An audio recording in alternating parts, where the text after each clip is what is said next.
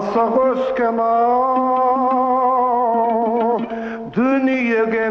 адам қонақ шіркін-ай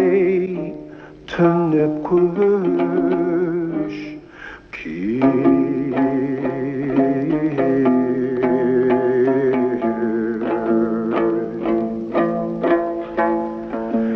ер туып ол ел қорғаған-ай ата бабаң бұл күнден-ай